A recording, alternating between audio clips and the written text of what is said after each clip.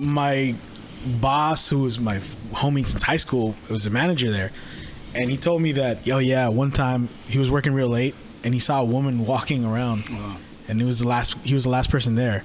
There's no way in hell like anyone could just go in there. I thought he was bullshitting because I was gonna have to do the closing shift that week. Cause like he's trying to scare me. I was working late and I had a coworker with me, and I heard a woman whisper something like in Spanish. I couldn't hear it, but and then it just kind of like what the fuck was that? I didn't think much of it, but it kind of did like startle me a little bit. But I just kept working. And that same night when we were leaving, locking up, we were towards the front of the store, and there's like a wall about the size of this wall right here behind us. Mm-hmm. And on the other side of the wall is where we kept all the mufflers and all the expensive catalytic converters, As we were locking up, turning off the lights, we hear like everything on that wall fell. Wow. And we were like, oh shit, that's, it was loud. We both heard it. We ran over there, turned on all the lights. Everything's up. Nothing fell. Oh, shit. There's nothing. And then I started thinking, this motherfucker told me that he's something, And then I just turned off the lights, put the code to the alarm, and I dipped. I've had that happen several times. Really? Where I wake up and I hear like crashing of all this stuff. Like it sounded exactly like all the dishes in the kitchen just crashing. Yeah. Down. Ran up, nothing. Same thing with, I don't know if you guys have ever heard of the death knock. I was gonna bring that up because you wrote down the notes. So the death knock is usually when somebody passes away, you'll hear 3 distinct knocks from the front door. It's always the front door. It's never to your bedroom. It's always in the front door, and that's happened several times to me. Most recently, about two to 3 years ago. What is that supposed to be? It happens. Just like a regular knock. Yeah. That happened to me as a kid when I was like 12. My parents left me at home alone. Someone knocked at the front door, and I walked over to open it, and there was no one there. But before I opened it, when I unlocked it, I opened it, and someone closed it. Oh shoot! And then I was like, I thought it was my sister and just messing or my brother, and they're like, "Hey, bitch!" I said something like that, and I opened it, and then there was no one there, and I had a long driveway, so I walked down to the driveway. My neighbors were cooking like in the front lawn, and I went over. Hey, did you see someone? I'm like, nah, man, you got a ghost. That's the first thing he said, because they told me that the house burnt down, and we've already had a couple of experiences there. In fact, in that same house, it was 4th of July. My sister drove us, the kids, to the park, and my parents drove together to Point Richmond to see the fireworks. We were still there, and my parents got back early. And when they were coming home, they saw the lights were on, and they heard a bunch of people in the kitchen, like, and music playing. They're like, oh, damn, they're back, and they're loud. They hear laughing. They open the door, all this noise goes away, and the house is dark. Wow. Yeah. We also had 2 lines in that house. And this happened twice. Two phone lines? One in the upstairs, my sister, where she worked. Because, back in the days with internet. Yeah. And then the house line and the upstairs line would call the downstairs line sometimes. And one time, all we heard was like breathing. And there was no one up there. God. Wow. And I slept in that upstairs bedroom. And twice, someone knocked on my window upstairs. Wow. while I was in bed, awake. Yeah. The best way to describe like stuff like that, I think it's like residual. It's a residual. What we in some esoteric circles they refer to it as the shell. So when you pass on, Like your spirit is always gonna pass on. But depending on how you lived your life, I don't know if you ever had like conversations with people where after you talk with them that you feel drained. Yeah. You're like, oh my god, like what, like this last guy we had on. like you just feel absolutely drained. Like you feel like, oh my god, like I feel weak. Like And so I think that's part of the shell. It's like this intuitive part, almost like this primitive part of the being that just needs to absorb. It needs your validation. It needs your energy and to thrive. Like what they call vampires. Exactly. And so vampires. Some people who are really intense in life, who are really like have anger issues or depression, like who's that shell becomes intense. It needs to feed off of other people in order to feel better. and that individual is always going to be feeling a certain way: anger, hate, anger, depression, etc. But it needs to feed. It needs, and so when they pass away, that shell is what remains, that residual shell. And so when it starts making noise, when it starts trying to get your attention. It's trying to get your attention. Exactly. To feed itself so that you can open up your neck so it can take a bite. No. I mean, I'm just saying, like, metaphorically.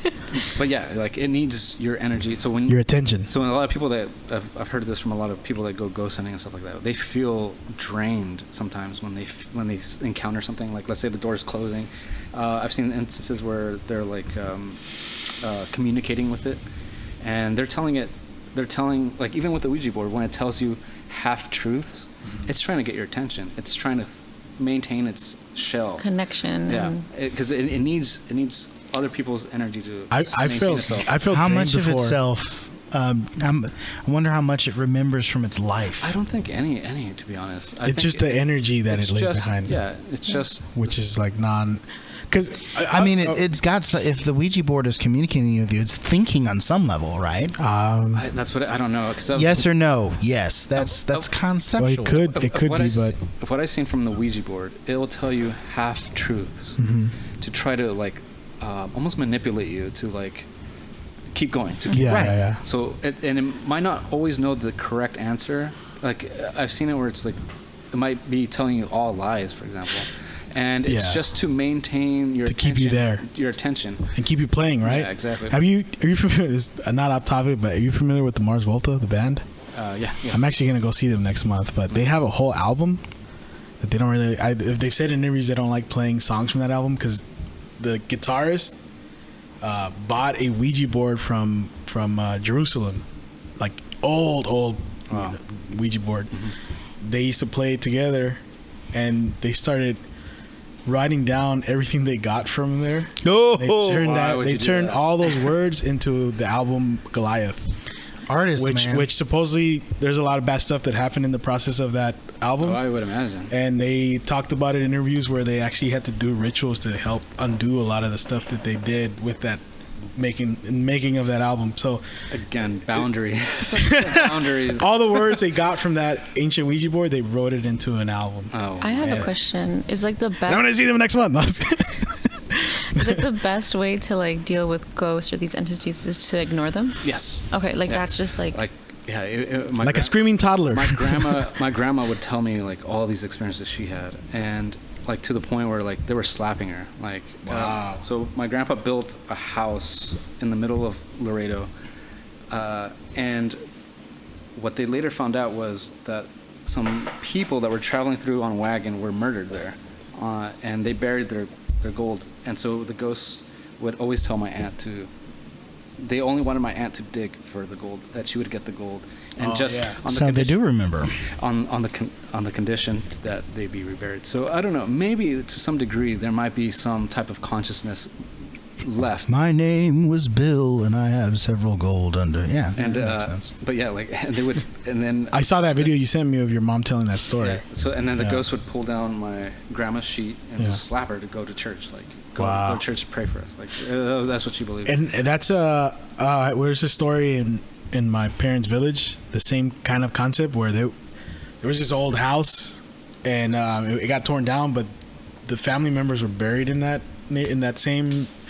And this is a story. I remember when my mom told me the story as a kid. It freaked me out because after the last lady of the family died, people would walk by that neighborhood and they'd see that woman, even though she was already dead. They would see her in her, like, white dress, and her hair looked the same. The only thing that was different about her was she wasn't actually, like, physically stepping on the floor. She was a few inches off the floor. That's funny you say that. Yeah. My grandpa described the same thing one time. Okay. Go ahead. Go finish. And what it was is there was money buried there. Yeah, that's. And one of the family members that tried to go or whatever, but decided not to. Supposedly that she told her, "You got to get this money out." Blah blah blah. And no one else can get it, just you. But she didn't do it. And every once in a couple of nights, that woman that was given permission to get the money, she would be pulled from her legs, pulled out of the house. Wow. Like, dragged towards the And we're like a couple of times, people try to stop her and grab her, but they would like something super strong was pulling her. Wow. Yeah, like how do you ignore that? Yeah. I've never talked about this personally, but I had an experience with someone in my life that was going through something that was described as demonic, where like the Catholic Church got involved with at one point. I think I mentioned that to you once. Yeah. And I had an experience once where I wasn't asleep all the way, and I felt a cold hand grab my ankle and pulled me out of bed. Oh. Wow. Pretty hard. I hit my head because I was all the way in the floor. But how did you react? I jerked off and went to bed. I'm just kidding. No, I think I just like listened to music, and I don't think I slept that night. Like, you know, and then I heard scratches on like straight up like this on the walls for a couple of times. Trying to get your attention for something. And it's funny you mentioned the death knocks. We didn't hear that much that time, but we would have stuff where it sounded like the doors were slamming in the hallway, but all the doors were open. I've heard that before. You've heard that before? Yep. But the death knock is usually when is associated with somebody passing away. Okay. So that's not the same. So yeah, like when I heard the death knock, it was loud. It woke me up. Like it woke me up. I can't. Wow. I don't know how loud that has to be. Yeah, that's because loud. I'm a pretty heavy sleeper. Heavy sleeper. But I ran out like in my fucking chonies, right? I fucking opened the door, and there's nobody there. And I found out that morning that my friend passed away. One of my friends from high school. Wow. And so that's happened a few times before too. When I hear that knock, I already know like, oh shit, someone's gonna. Some of our family describe that with the owl coming to. La lechuza. La lechuza. Yeah. They comes or if you dream of your teeth falling out, that means someone's gonna die. And that's kind of we've had family members say that like I dreamed my teeth and the Theo died like the next day or some shit like that. Yeah. Or the owl coming to what's it called? The noise, the make. The what? What was that? What was that? Oh, it's a ghost. No, and another thing that happened during this experience that when I was having this, our pets started dying. We had rabbits. Interesting. And they started dying out of nowhere. I don't know. It's a long story, but that's yeah. It comes down to how you react in that moment. Yeah. Like with my grandma, she was literally like physically attacked. Yeah. She didn't care. She just told it off. Like she went back to bed. She didn't give. Right. She was that hardy. That's intense. And so, I would assume that the experiences after that point would die down. It's just how much attention you're giving. Maybe it's trying to tell you something at that. But like you never know. You never know. Can you believe the Voice Party has had merch this whole time and we neglected to tell anybody? T-shirts, hoodies, bath mats, wall clocks, throw pillows, even mini skirts. We will throw our logo on absolutely anything. Click the link in the description below and pick you up some Voice Party merch today.